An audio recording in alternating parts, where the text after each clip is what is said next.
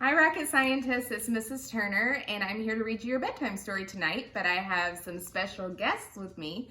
This is Daphne and Graham. Hi. Hi. Tonight, I'm going to be reading Frederick by Leo Leone. All along the meadow where the cows grazed and the horses ran, there was an old stone wall.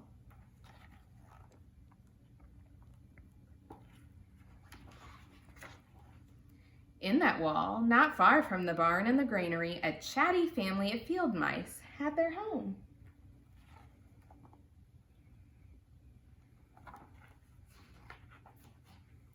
But the farmers had moved away, the barn was abandoned, and the granary stood empty. And since winter was not far off, the little mice began to gather corn and nuts and wheat and straw.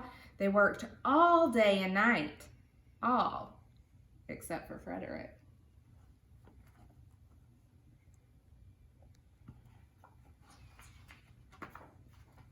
Frederick, why don't you work? They asked. I do work, said Frederick.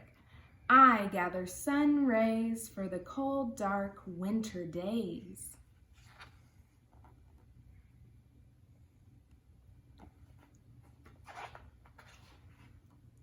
And when they saw Frederick sitting there, staring at the meadow, they said, "And now, Frederick?" "I gather colors," answered Frederick simply, "for winter is gray."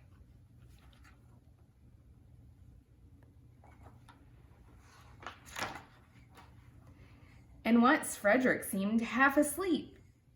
"Are you dreaming, Frederick?" they asked reproachfully. But Frederick said, "Oh no, I am gathering words, for the winter days are long and many, and we'll run out of things to say."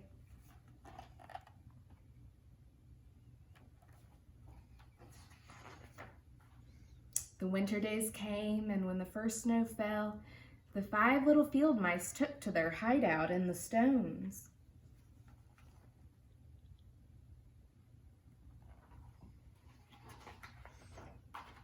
In the beginning, there was lots to eat, and the mice told stories of foolish foxes and silly cats. They were a happy family.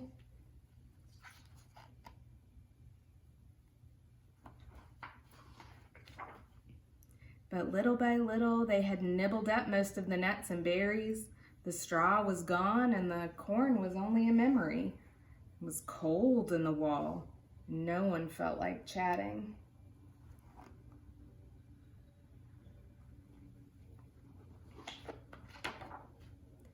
Then they remembered what Frederick had said about sun rays and colors and words. "What about your supplies, Frederick?" they asked.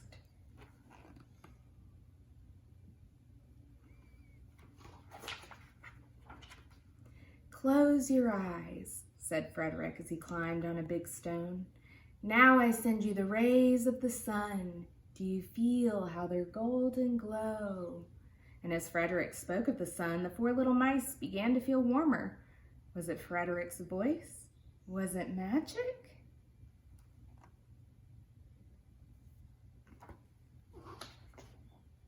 "And how about the colors, Frederick?" they asked anxiously. "Close your eyes again," Frederick said.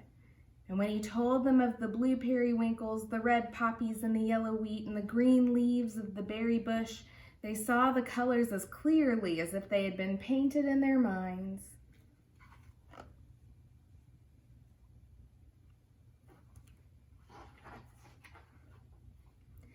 "And the words, Frederick?"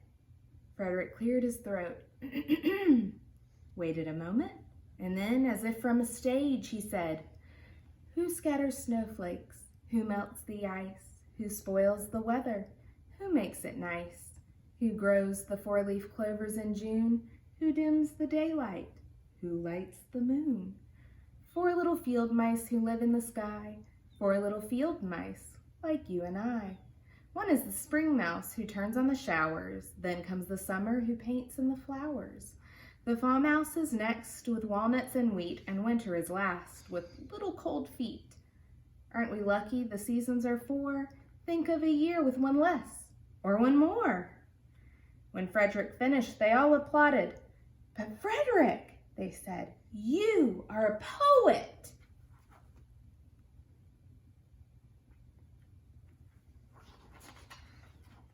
Frederick blushed, took a bow, and said shyly, "I know it."